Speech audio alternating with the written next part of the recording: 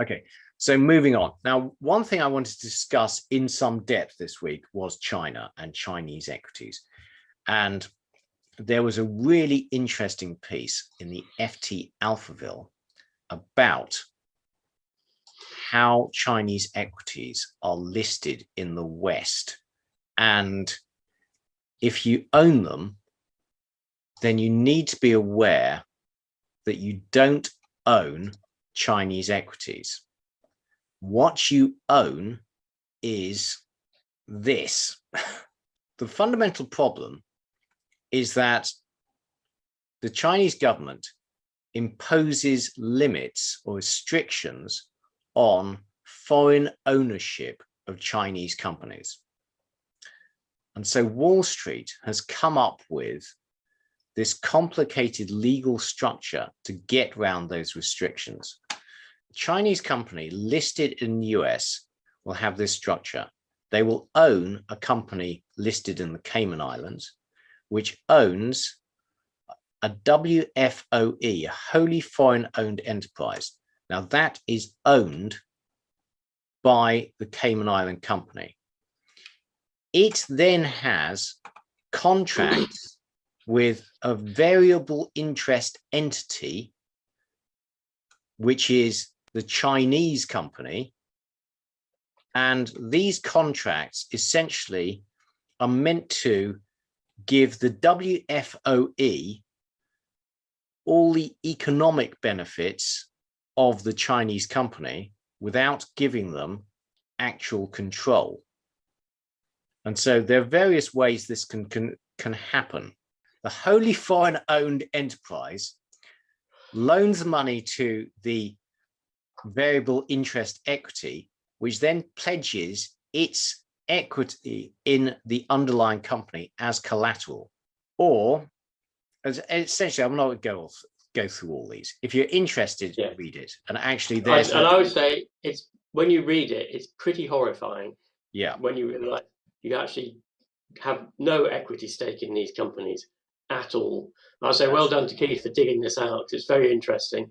And I think everybody who's considering buying shares in Chinese companies should read this and think very carefully before they do so.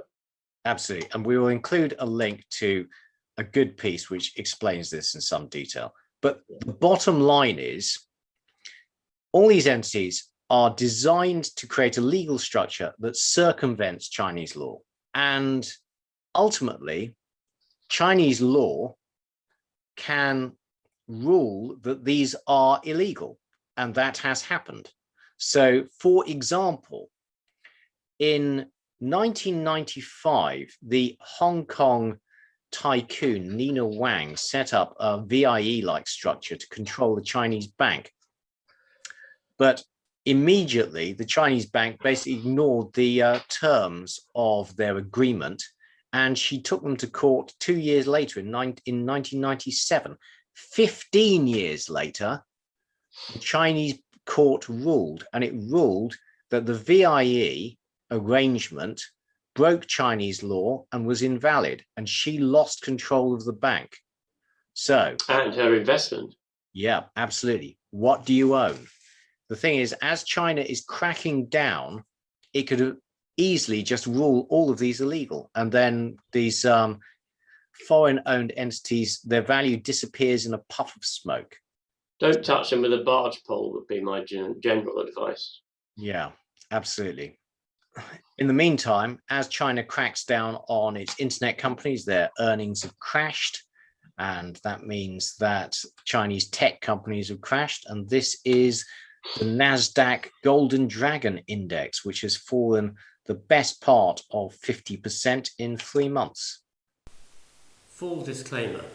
The material and information contained in this podcast is for information and entertainment purposes only and should not be relied upon for making a business, legal or any other decision.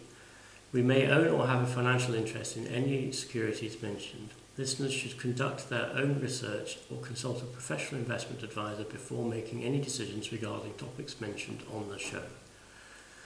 Whilst we endeavour to ensure that the information presented on the show is correct, We make no representations or warranties of any kind, express or implied, with respect to the podcast and website or to any information, products, services or related graphics discussed or presented in the podcast or website. Any reliance you place on such material is strictly at your own risk. You are solely responsible for the investment decisions you make. We will not be responsible for any errors or omissions in the podcast or website, including in articles or postings, for hyperlinks embedded in messages, or for any results obtained from the use of such information. Nor will we be liable for any loss or damage, including consequential damages, if any, caused by a reader's reliance on any information provided by the podcast or website. Please do not listen to the podcast if you do not accept self-responsibility for your actions.